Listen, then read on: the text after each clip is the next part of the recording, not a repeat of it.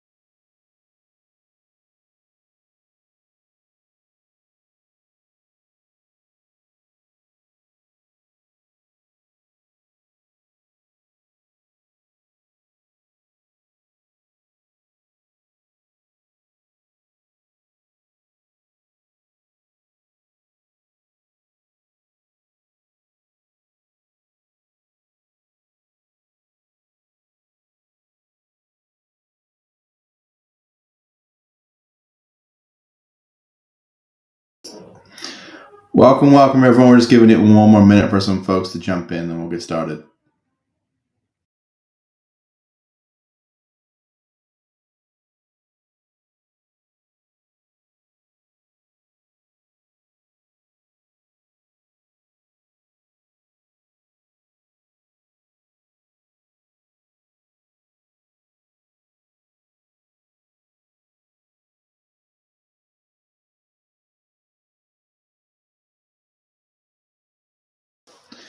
All right, we're going to go ahead and kick things off. First and foremost, I want to thank everyone for jumping into another About Golf Town Hall. As per usual, I'm going to go over the agenda. We're going to go through a quick round of introductions. By now, we should be starting to look pretty familiar to you guys. We're going to go over some quick updates from About Golf, and then we're going to really jump into settings and customizations. We're going to be doing two parts. First part is going to be on AG Sim setup, program, membership settings, practice settings, and we're going to take a break for a Q&A, and then we'll jump into settings and customization part two, particularly round play settings, and then we'll go into another Q&A session. These recordings will be the bulk of our session today, so we're just going to look to jump into things as quickly as possible. So moving on from our agenda, we'll just do these quick introductions. You can see myself here. I am Josh Vogel, the Director of Customer Success. Hopefully you guys are starting to recognize my face. We have Blake Patasak, who's returning with us, who's going to be going over our settings and customization. And then we have Trey in the background, keeping things moving and also looking to address any questions as we go as well. Kind of moving on here. Not too many updates this month in particular. We just want to remind everyone that we have the White Eagle Golf Club course that was released. That was a pretty cool series of courses. If you haven't checked that out, please do so. And then hopefully you guys are all tracking Texas Golf, and we've got a lot of really great feedback. Everyone's really enjoying it, having a good time. Would love for you to share with us your experience with Texas Golf so far. With that being said, and without further ado, I'd like to pass things over to Blake for the settings and customization overview. All right. Thank you, Josh. And as Josh mentioned, we do have quite a bit of content to cover today. So just wanted to mention what we're going to be going through. We're going to check out the AG Sim setup to check out default options for new users coming in to use About Golf simulators. We're also going to check out customization settings for the practice areas at the driving ranges, as well as the round play settings. Between the range and practice settings, we'll have a quick Q&A. If there are no questions at that time, we'll move right into the video we prepared for the round play settings, and we'll go ahead straight from there. Trey, if you want to go ahead with that video, we can get started.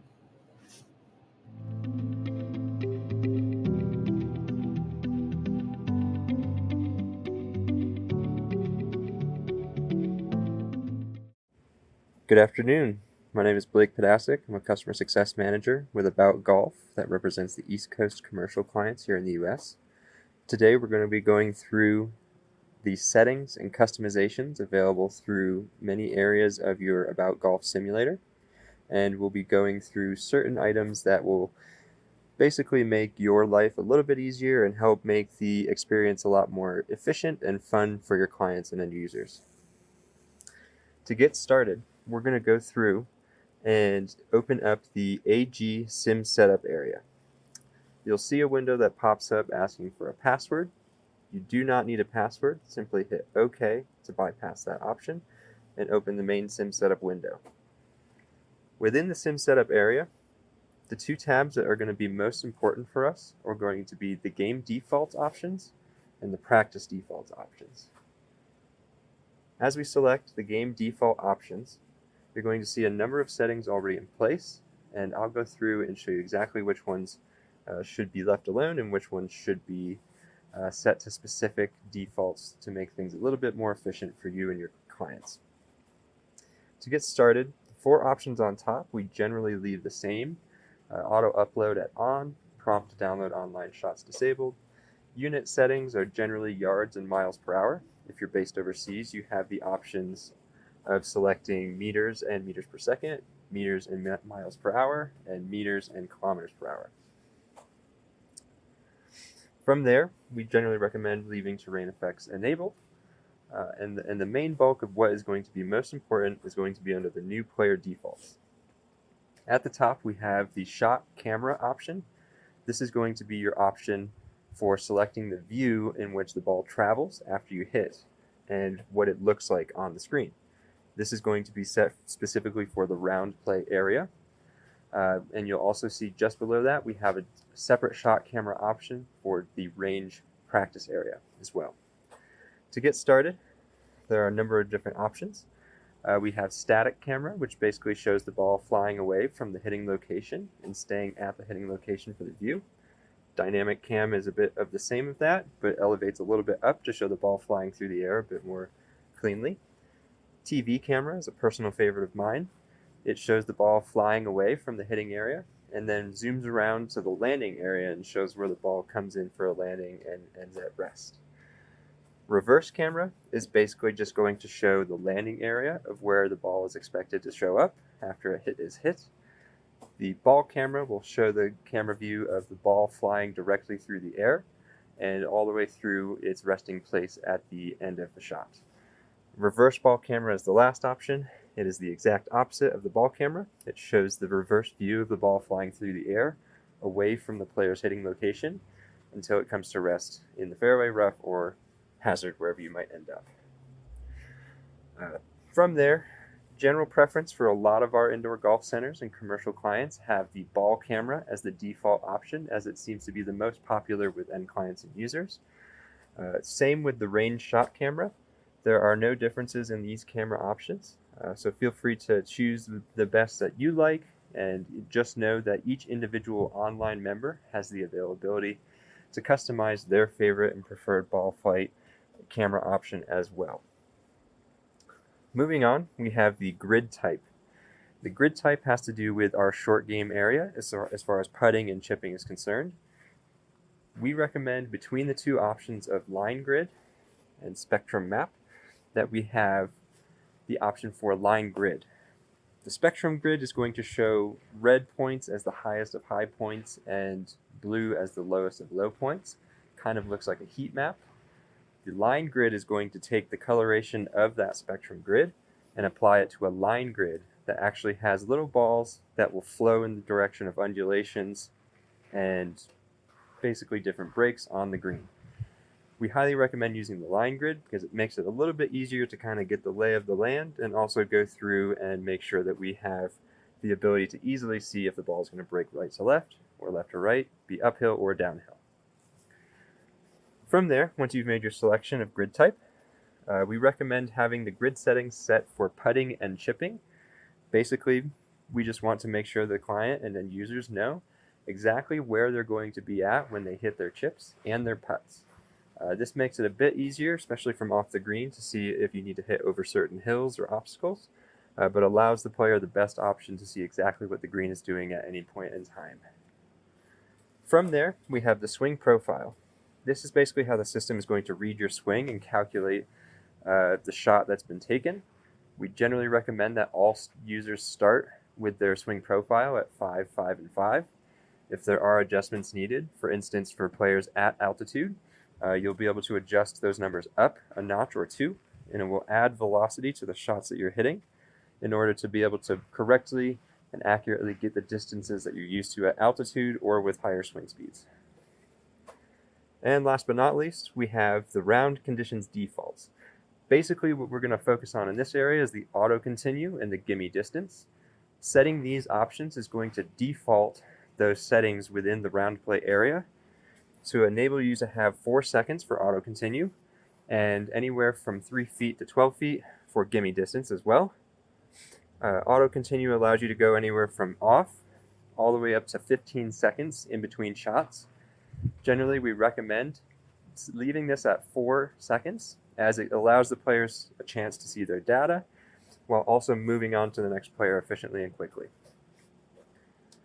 Once we have all of our items in place, we'll go ahead and hit save to make sure that any changes that we've made on this page have been saved in place, and then we'll go into the practice default area. So the practice default is going to deal with anything to do in the practice range area. So that can go from weather conditions such as wind speed and direction, to ground conditions, to sky conditions, to having the wind meter on to show you where the wind is coming from, as well as the auto continue timer, which is separate from the round play auto continue timer, and the time of day as well. The auto continue timer for the driving range, especially if you're just using the range to just warm up for a few minutes before your round, we recommend leaving it at 4 seconds or less, just to allow players to see their data and move through quickly. If you're going through with a lesson or using training tools such as AG Flicks and AG Balance Plates, we recommend having a longer time so that you can analyze and evaluate the data from each shot, or you can even turn off the auto continue timer just to be able to make sure you're able to go through and analyze the Flicks videos or the balance data as you need. From there, we'll go ahead and save any of the changes we've made, and we'll be all set as far as setting up the AG Sim setup practice defaults and round defaults. The reason that we did this is to enable new golfers that come in with an AG Locker online account to log in, have their preferences and defaults set in place, making it a little bit faster and quicker for those players to get in and play their round.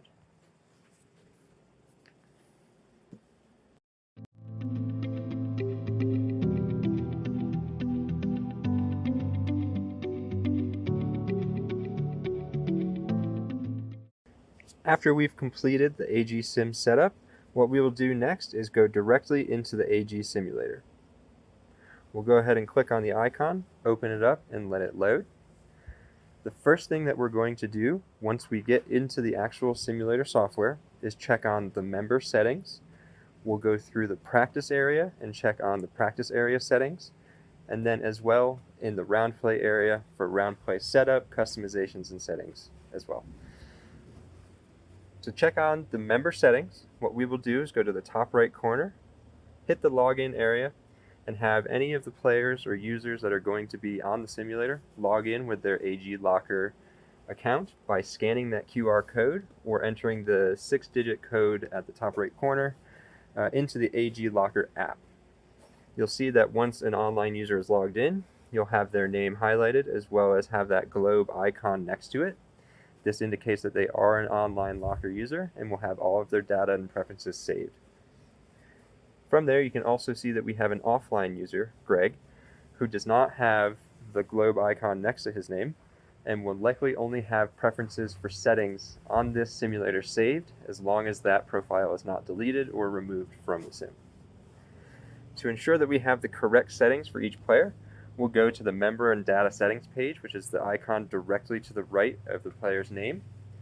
In this area, we'll make sure that we have the correct gender, dexterity, and T preference. We'll also make sure we have the correct round grid type, round grid setting, and then round camera and range camera set all in the correct place.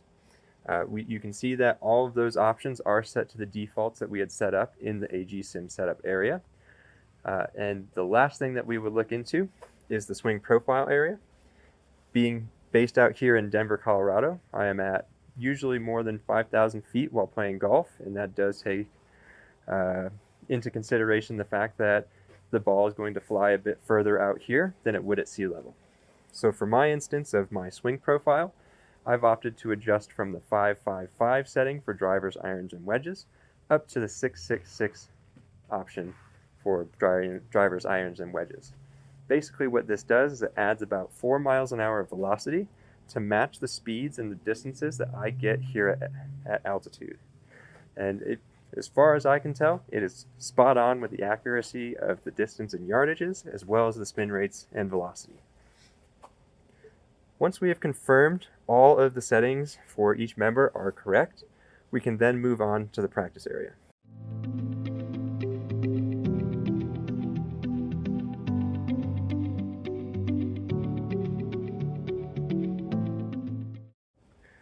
Moving forward, in the practice area, we'll go ahead and select the ranges icon. In this area, you'll have the ability to make any changes to settings at the top area that you can see as far as venue filter, sky, wind speed, time, and so on. All of that information is set to the default that we had in the practice range defaults area in the sim setup area, and can also just be adjusted here as well as needed. Once we've selected our venue, the first thing I like to do, especially for online locker users, is we'll go through and hit the clubs menu and pull up basically the menu that will show you what your digital golf bag looks like and what clubs are in there. The reason that this is important is because when using the AG Locker app and the driving range in tandem, the idea is to select the club that you would like to hit, work on, practice with, so on, and get your average or stock numbers for each of those clubs. So for instance, for my golf bag, I do not carry a 5-wood or a lob wedge, so I've opted to move those out, and I've moved the 2-iron that I usually use in there and only go to a 56-degree sand wedge. The reason that this is important, like I said, is to make sure that I'm consistently keeping data that is accurate with my current golf bag, and being able to have those stock numbers, yardages, and data specifically for each of those clubs. We'll touch on this a little bit later when we get into the range, but for now, as long as you've got your clubs set up correctly and in place, we'll go ahead and X out of that menu, and we'll go straight into the driving range. Once we are in the driving range here, there's a few options such as graph and auto continue, aim, and the targets that we'll take a look at and make sure that we have a good understanding of exactly what we're looking for. To start, we'll look into the graph option. So this controls the graphs that you see on the left side of the screen, such as the spray chart, which is up top, and the apex and distance chart, which is on the bottom. You have the ability to either show all of your shots with this particular clip. You have the option to show the last 10, the last shot, or have the graphs completely off and not show any of the tracer trails for any of those shots. For now, we'll just have it show to on as all of them. From there, we'll move into the options area. And under the game settings, the most important options here are going to be your auto continue, which we already have set at 4 seconds, which I mentioned in the practice area. If you're working with a coach or want to take time to analyze, I would recommend anywhere from 7 seconds all the way up to the off setting, basically allowing you the time to hit your shot, go back to the computer screen, take a look at your data, take a look at those flicks videos you have, the balance data as well, and move on from there. You'll also have the ability to change your shot camera from here in the actual driving range. So if you're not content on the ball camera, you don't really care about seeing where the ball goes, you can select static camera or dynamic camera, and it'll stay right at the tee box where you're hitting from. From there, we have options as far as navigating to different areas of the practice range, such as all the different venues that we have, which include regular full-length driving ranges, long drive stadium courses, practice greens as far as par 3 practice, iron practice, wedge practice, anything for chipping and putting, and bunker practice as well. From there, you have the ability to get into your bag as far as the clubs go. You can go into the range data area, the post-shot menu to see the data from the last shot that you hit, and back to the main menu as well. Moving on, we've got the target setting. So you can see here that we've got the target all the way out at 270 yards, which is the default yardage for the driver in this system. You have the ability to adjust by 50-yard increments, or as little as 5 or 10 or 5-yard increments as well. You can move it 5 yards right, 5 yards left, depending on what kind of shot shape you're trying to hit to. And if we move this in a bit closer, we can go ahead and show you a nice little feature that we have that we kind of take from the Golf Channel show back in the early 2000s, mid 2000s, called the Big Break, where you can actually hit a window pane. If you hit that window pane, it'll actually give you that glass shattering sound and give you a great sense of accomplishment. Highly recommend trying it out, playing the game with your friends, and giving it a shot. From there, you'll be able to access your clubs in the bottom right hand corner. The reason again that this is important is if you're working on your club distances and averages, you can see that right from the bat at looking at my spray chart and the tracer lines all over, I was using many other clubs than just driver. So the idea here is to use just the club selected so you can get the average data for all of those data points that we collect for that individual club. All of that data will be uploaded directly to the AG Locker app for your specific club and profile. From there, we'll go ahead and move back to the main menu and get right into the round play settings.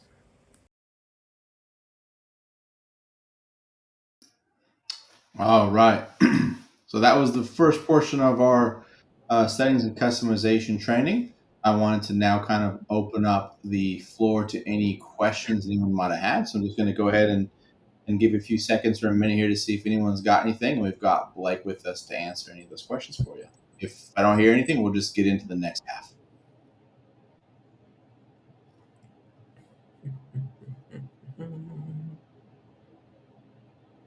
And just to make sure everyone can see the question that Callie had asked earlier, but this entire session is being recorded and will be sent out, and the videos will be made accessible to anyone who wants to have them for review as well.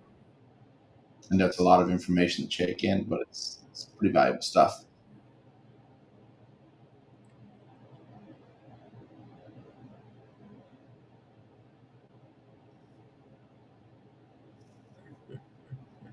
Okay, not seeing any questions, so I don't want to waste anyone's time. We'll go ahead and get into the next series of videos. This one is a little bit longer, so go ahead and hunker down. And just a reminder that this will be recorded and available to everyone.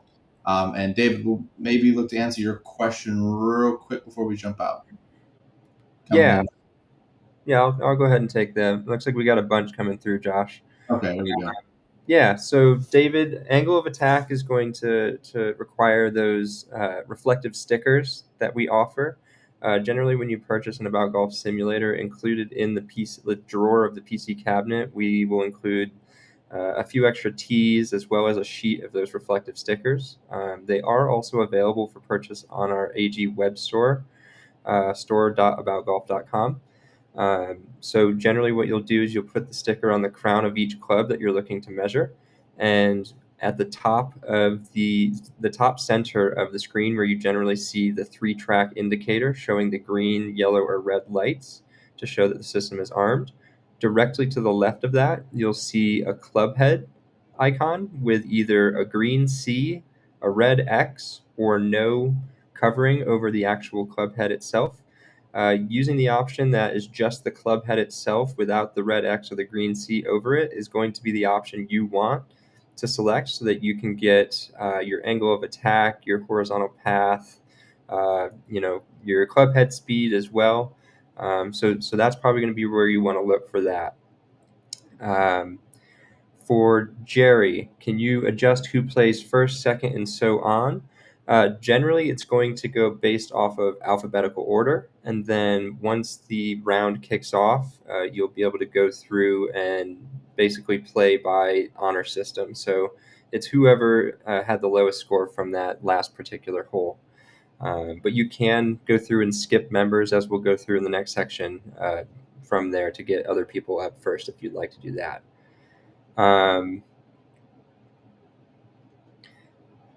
Let's see. So Bill, it says, when you sign up a new online customer, do you have to go into their profile and change the grid and ball shot, even though the default is there? So generally, the default should take precedence over all of the settings within the system. But what you can do is, each person that, if they come in and they're a brand new player, haven't played on About Golf, it should be set to the line grid and the ball cam, as you just mentioned there. Yeah. So if they want to change the camera angle, that's going to be something that you'll have to do in their profile settings. As far as the line grid, you would also change it in their profile settings as well from the member login area. But it should definitely be set as long as you have those default settings from the sim setup area. Eli, is there a document that provides additional information on the settings not covered in sim setup? I don't know if we have anything written up, but I can definitely go through and take a look at the additional settings. And specifically, Eli, if you'd like to shoot me an email directly, we can go through any questions you have on some of those additional areas. And then, we can churn out a document to basically put in our knowledge base so that everybody has access to it. So great question there. Let's see. All right, so Bill said the default isn't working on that. Bill, I'll put my email address right in the chat here, and if you'd like to send me a direct message on that issue, we can certainly take a look and go through what's going on there. And then for Mike, does the system identify if you hit a shot either high or low on the club face? So there's going to be a couple different areas that are going to cover, where the ball is hit on that, on the club face itself. So while we don't have, actual direct imaging of what the club is doing through impact, we have several data points that do go through that area. Basically, what we're going to be looking for is your smash factor. We're going to be looking at the angle of attack, the horizontal path, and then in the data table areas, there's going to be some data points that point to, the offset of the ball, basically, showing where it hit left to right, either heel to toe of that club. And also, it will go through classifications of if there was left hand spin, right hand spin, and you can discern if it was hit higher or lower based off of the apex of the shot. Generally, if you hit it up higher off the face, it's going to go much higher in the air with a much higher spin rate, and lower off the face is going to technically be like a skinny, laser beam shot that you'll see that has a little bit lower of a spin rate as well. So just in essence of time, we will want to move on to the next the next set of videos, and we will have another Q&A session right after that video. All right, let's get into the next series.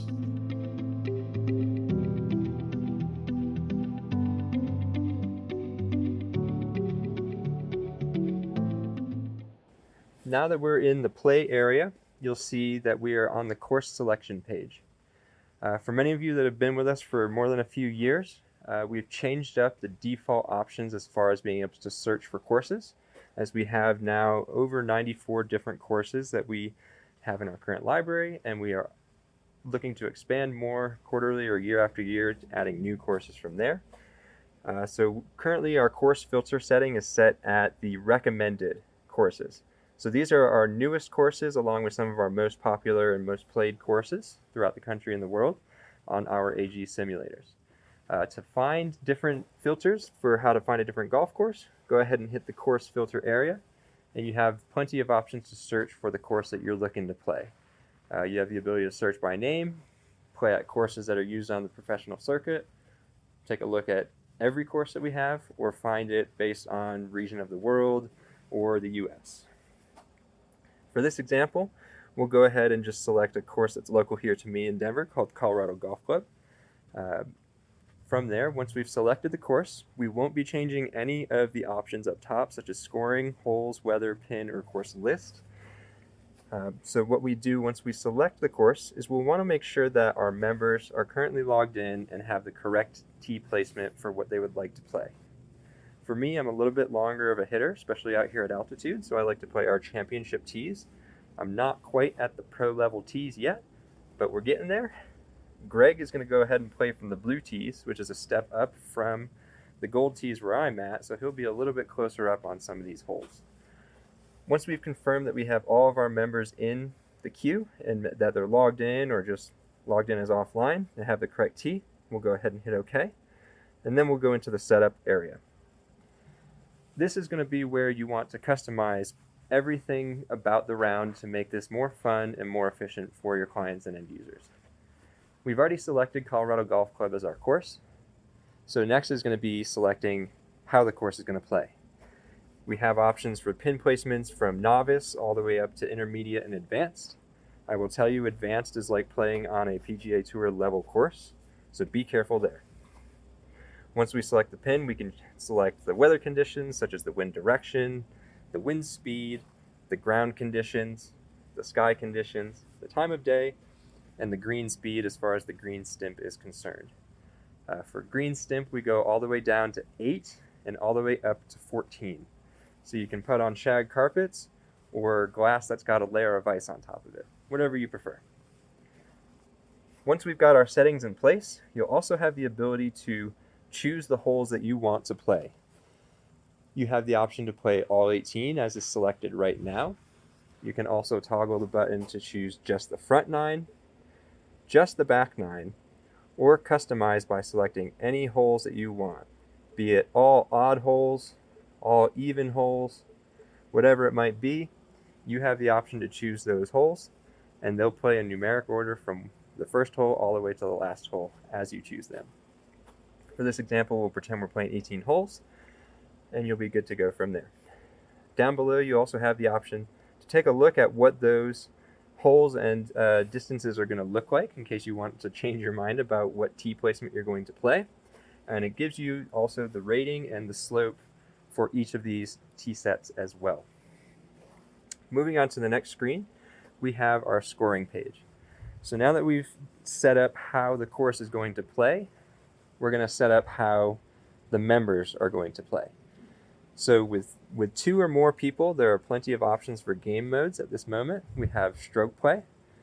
We have a closest to the pin tour, which basically takes the players on a tour of all of the par 3s throughout the course.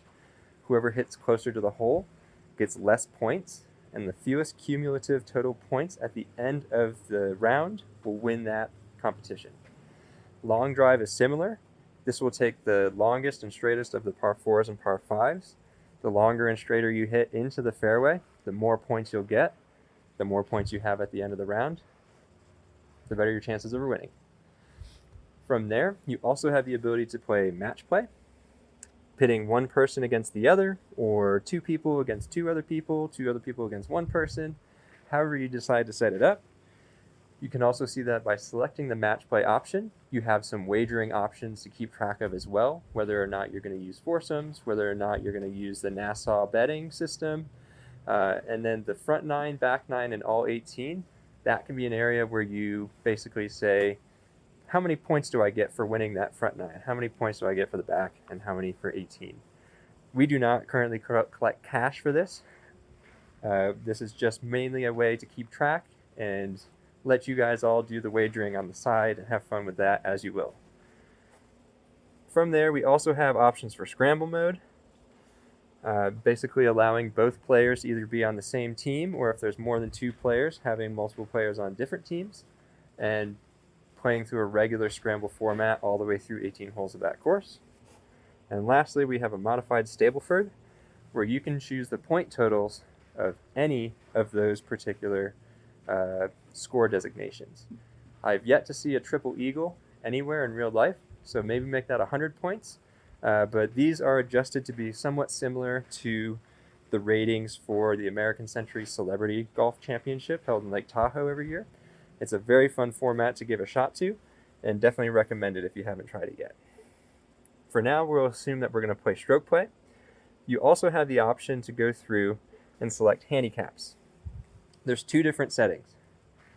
Absolute handicaps are going to be the handicap that you have against the card. So once we select absolute handicap, you'll also see a percentage and course rating and slope. Basically what this will do is it will take the percentage of your handicap based on the difficulty of the course as rated by the course rating and slope, and give you the amount of strokes that it deems necessary. Me being a 3 handicap and leaving the settings as is, going to play Pebble Beach, actually gives me 8 strokes against the card, just based on how completely difficult Pebble Beach can be from the tees that I'm playing. So just a heads up, it won't always be 3 strokes taken off the scorecard. It will adjust based on the difficulty of the course rating and that slope, as long as you have that setting set to yes. From here, the other option is relative. You'll see that you still have the percentage and then course rating and slope options still available. But basically the difference here is that you'll have the highest handicap pitted against the lowest handicap. So in this case, where I'm a 3 handicap, we see that Greg currently has a 0 handicap listed. It would use the same calculations with the 100% and course rating and slope option to give me a certain amount of strokes against Greg, who is a scratch 0 golfer. So I would get, essentially, if we played Pebble Beach, I ideally would get 8 shots, Greg would get none.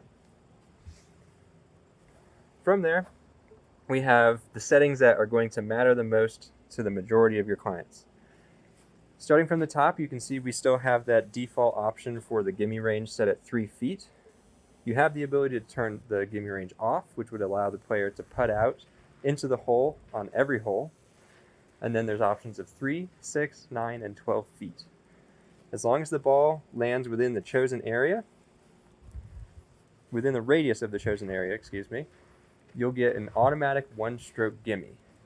But in order for that to work, you need to ensure that the auto gimme option is set to at least 1-stroke gimme. If that is set to off, it will make the player putt out from whatever distance they are, even if they are inside the gimme range of 6 feet, 9 feet, or 12 feet. So make sure that if you have a gimme option set, you select the auto gimme option that is applicable to you. From there, you have the options for 2 and 3-stroke auto gimmies. A 2-stroke auto gimme is going to give you 2 shots if you land within 60 feet of the hole on the green. 3-stroke is going to be a 3-stroke gimme if you land on the green outside of 60 feet. Now, if you have both of these set up, but you have, let's say, your gimme option set to 12 feet, but you want to have a 2-stroke auto gimme, you might ask, I don't think I should have to have a 2-stroke gimme if I hit it within 12 feet. Good news for you, you won't. If you hit the green with a 2-stroke auto gimme and you're within the 12-foot radius, the 9-foot radius, 6-foot, so on, it will give you a 1-stroke auto gimme. If you're outside of that initial range but inside 60 feet, it'll be 2 strokes. Same thing for 3 strokes. You hit it within 60 feet, it'll give you 2 strokes. You hit it within 12 feet, it'll give you 1 stroke. If you're outside of 60 feet but still on the green, it'll be 3 strokes. From there, we have the option to set up mulligans. There are 2 options, yes or no. We like to have the option for the client to have mulligans on because everybody needs a breakfast ball. Everybody needs a practice shot. You have the ability to basically take a mulligan immediately before the post-shot menu comes up, or when the post-shot menu comes up, you can hit the mulligan as well. After it goes away, there's an option that you can go to in the settings to select a mulligan, to take the mulligan on that last shot again, and go from there. From there, auto drop is another important setting to take a look at. If you're looking to keep things moving and going quickly, generally we recommend switching auto drop to on. And what that will do is if a player hits into a hazard that's red or yellow stake, it'll automatically drop at what the system deems as the nearest point of relief. I prefer to leave this option off because that allows me to take stroke and distance, and rather than being on a 40% grade down a hill into the pond, I can be on flat ground in the rough or the fairway, directly on that line back from where the ball entered the hazard. So it's up to you how you'd like to have your clients do this, but generally the fastest and most efficient way is to have it set to yes. Auto concede is another option that we look into to provide to our indoor golf center clients, mainly just because not everybody is a scratch golfer. Not everybody has the ability to shoot par or bogey or double bogey golf. And sometimes they just want to be there to hang out, have a good time, and be with their friends. So rather than make it a miserable experience where somebody's got a 27 on the road hole at St. Andrews because of those pot bunkers, we can set the auto concede to basically pick the ball up after a certain amount of strokes have been taken on the hole. Our most popular is generally double par, allowing for 6 shots on a par 3, 8 on a par 4, and 10 on a par 5. If you're taking more than that, basically what the system will do is pick up your ball, mark the max number with an X, move on to the next hole, and continue playing from there. So now that we have all of these options in place, we'll go ahead right into the golf course, and I'll show a couple more options as well. So from here, there are a few different options that I like to point out first and foremost, and we'll generally start at the top left corner of the screen. So working our way over from the top left corner, we have a clock icon. Basically what that is it will ask you for your admin password, and then you'll go ahead and enter the time that you want to have for that particular reservation. Now this is something that you may recognize from setup within our Clubhouse software, where you can go in, add people to a queue, send that tee time directly over to the sim, and add the allotted time for their requested tee time. So in this case, if we are at an indoor golf center and somebody wants to play for 2 hours, we go ahead and set the timer at 2 hours, and you'll see that timer start to tick away in the top left corner. Next to that icon, you'll have the option to turn the interface off and back on again.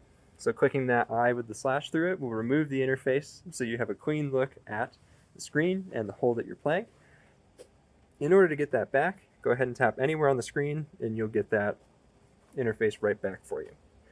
From there, you have the option to click on the helicopter, which will give you a full flyby of the hole and show you where all the danger is, where the places that you want to miss or don't want to miss, and gives you a quick idea of exactly what it looks like past the blind spot that you can see here on this tee box. From there, the question mark we have is our help page. So that will pull up a PDF of wherever you are in the system and give you the instruction manual for that particular area. So since we are on the golf course, we are in the round play area.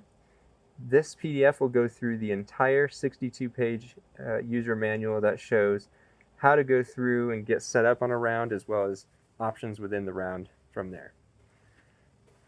That little looped arrow next to the question mark is going to bring you back to the previous screen, which is the scoring menu, and that will allow you to make changes to any of the settings that we had put in place. Next to that is the home button, which will bring you back to the main menu of the home simulator screen. And from there, before we get into the bottom options, one thing I like to make sure that I show everybody is this icon over here that shows a map of the hole with the grid distance showing where the landing area is. Simply clicking on that image will blow it up so that you can actually see where that aim point is pointing you towards.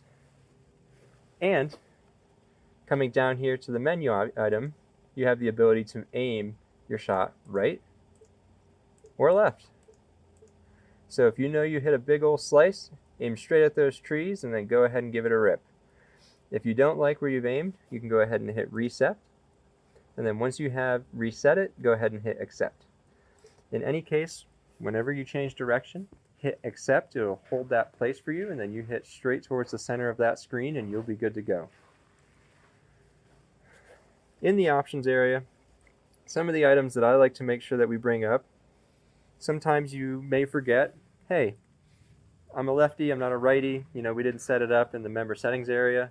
Well, you can go in here and change the dexterity of that player and switch it from right to left-handed by selecting that option.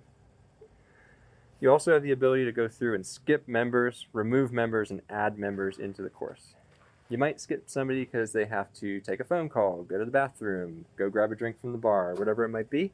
It'll skip that person for that particular turn, and then when they come back, they'll be able to go ahead and play their shot from where they last were.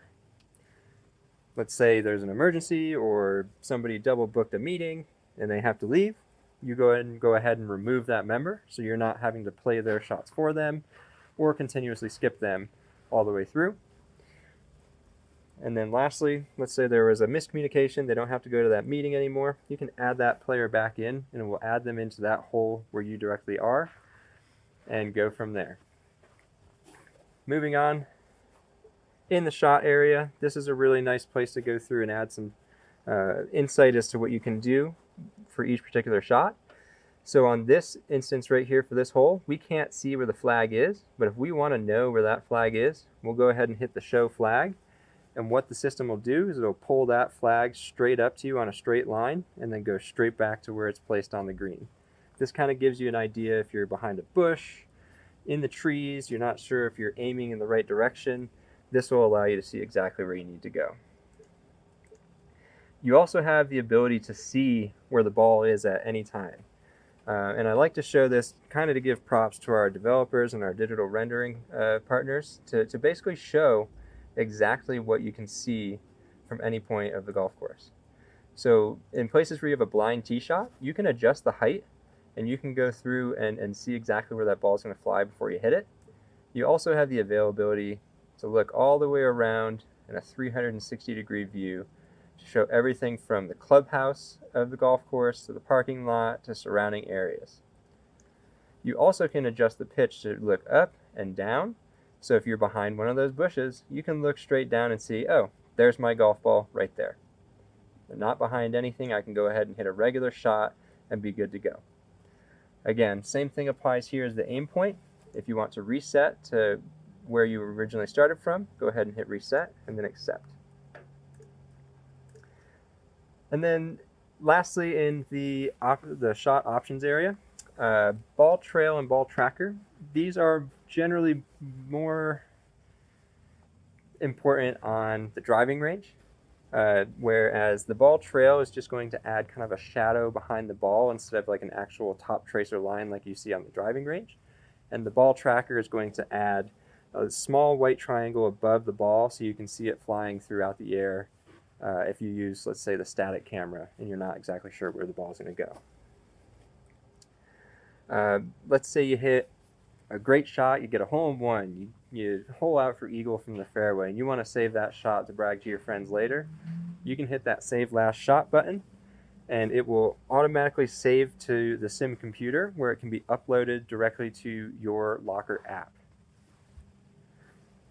Moving to the next section of scoring, you have the ability to add and remove strokes based on any kind of situation. I know for me, if we're wagering and we want to have a good time and compete, if somebody whiffs a shot standing over the ball, we're going to add a stroke to that person's score. If there's a discrepancy about something or maybe a misregistered shot, you can then remove a stroke as well. Let's say you get into one of those pot bunkers at St. Andrews that we had mentioned earlier. You can go ahead and take an unplayable lie from that bunker, move it out, drop it, and move on with your day. If you don't have hole concessions set up as far as double par, triple bogey, 10 strokes, whatever it might be, and you've just had enough after being stuck in that bunker, hit concede hole, it'll pick you up and move you on from there.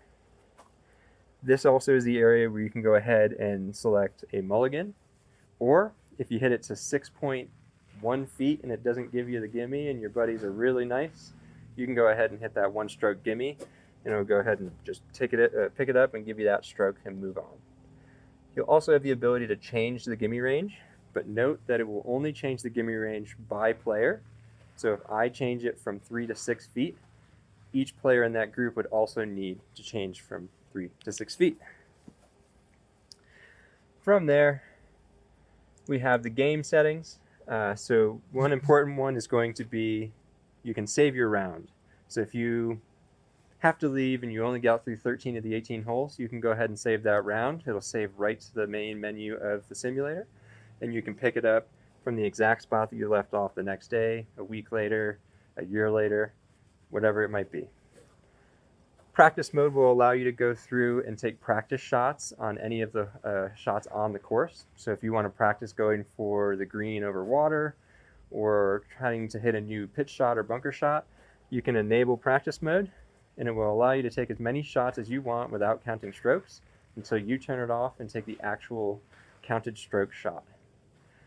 Continuous play will allow each player individually to play the entire hole before moving on to the next player in the group. This is good for socialization areas and allows people to sit back and talk with their friends, eat some food, have a drink, whatever it might be, while letting one person play fully through the hole and then rotate through it from there. And then the bottom options, you'll have the ability to toggle the settings for auto continue, which we have in place already, shot camera, and shot counter. Again, with auto continue, you'll want to ensure that if you change your auto continue and want everybody else's to be the same length, each individual player should change that auto continue as well. From there, the main important item that you want to know is going to be the aiming, like we had mentioned before, just knowing that you can change the direction of where you're looking to hit your shot. And then the grid settings is going to be set based on either the current shot or the member. Generally, if everything is in place like it's supposed to be from those default settings we set up in the sim setup area, you'll be able to select the grid type and the grid setting. Basically, again, the grid type is either going to be that spectrum heat map, or it's going to be the line grid that shows the balls that give you the direction of the undulation and breaks on the green.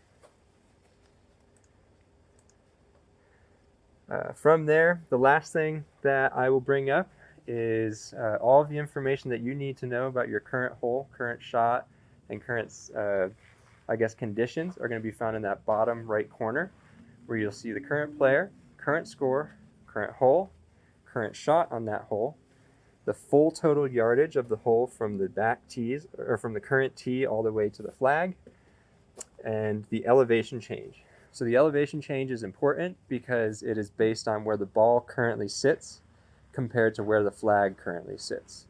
So that 85.09 feet downhill is not pointing to the direction of the landing area in the fairway. As you can see, hovering over about 290 yards, it's about 37 feet downhill. But going all the way up to the flag, you'll see that it's actually about 85 feet downhill from where the ball currently is to that flag. That is about it for the settings and customizations for the sim setup, practice range area, and round play area.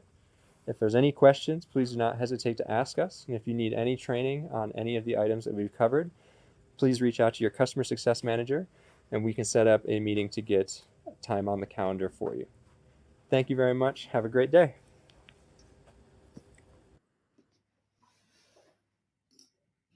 All right, so we're going to go through our last round of Q&A. We got a few minutes left here, so what I wanted to do is we had a lot going on in the chat.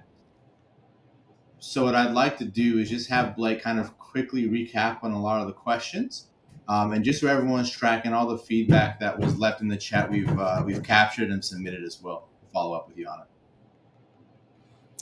All right, thanks, Josh. So we, as he mentioned, we had quite a few questions and conversations going on in the chat here. Specifically, there were some questions around, I guess, customizations of different kinds of games you can play, whether or not we offer better ball options as opposed to scramble options. Currently, we do not have the better ball option as a gameplay option for the simulator here. Match play kind of goes into that area if you have 2 or more players per team, taking the best score from each player on each team and then getting the point for that. If you're looking to have it built out to be showing the score as far as who had the better score of the 2 people on each team, it might be best to do it manually for now. Another question was around scrambles, about how many people you can set up and how many teams. We have seen a push lately for clients wanting to have 3 teams of 2 people per sim. Currently, at the moment, we have the capability of setting up 2 4-man scrambles per simulator. We've not opened it up to the 3rd team yet. So that update is something that the dev team is tracking, and I believe would be on probably our newer releasing of software later on down the road. Another question was modifying teams every 6 holes as opposed to 9, in place of just doing 6-hole matches and moving through quickly like that. Again, this might be a situation where it might be a little bit easier to manage manually, but if you were to go through and select the different holes for those areas, you'll be able to go through and basically take 6 holes each, set up a round, set up the players for that, play the round, come back and go through the next 6 holes from there. From there were questions about certain golf courses and the out of bounds areas. We've recorded that information to our product feedback channel, so we'll make sure to follow up with the individuals that had concerns on that. There were questions around maximum amount of mulligans to be taken. Currently, that is not a capability of the software system at the moment. So generally we have mulligans on if we want to operate with the honor system. It's just messaging to the players going through that if you have more than X amount of mulligans, your score may not count for a league or an event or anything. In general, the most popular option that I see is turning off mulligans for league play and event play, just to keep everybody honest and make sure that there's no questions asked at the end. From there, we've had questions about customizing the gimme ranges a bit more as opposed to just doing 3, 6, 9, and 12 feet. We've included that as a feedback for the product team as well. There were questions as well about changing the shot type. So changing the shot type down in the bottom corner is going to be able to switch you from a full shot to a putt. In the past, we did have capability to switch from full shot to chip to putt. Currently, chip is going to be rolled into that full shot classification. There was a question about the shot type disappearing after switching from a full shot to a putt. So we've asked the individual in question to go through and provide the information to me in an email, and then we'll get through and see if it's a bug with the system or see if it's something that's a limitation of the software. So we'll follow up with more information on that. And then let me see. It looks like we're getting down near the end of the chat here.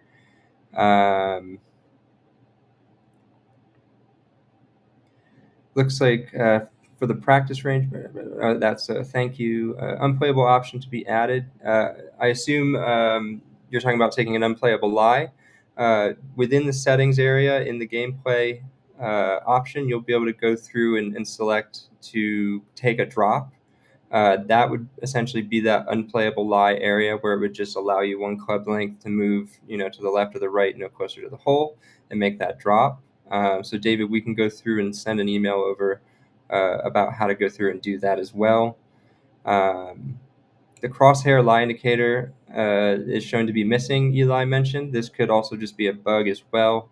So we'll get this sent over to support and see if we have any issues outstanding for this in particular, as that is important, as Eli mentioned, to show, uphill, downhill, or side hill lies, in general for the current shot as well. Let's see. All right. Yeah. So it looks like everything else might be feedback at that point. If there are any other questions, definitely let us know. We'll be exporting the chat so that we can make sure we follow up with everybody, get all questions answered, excuse me, and all feedback reported. So if there are any other questions specifically, definitely reach out to your assigned customer success manager. I am the East Coast customer success manager. Colin Burgess is Midwest.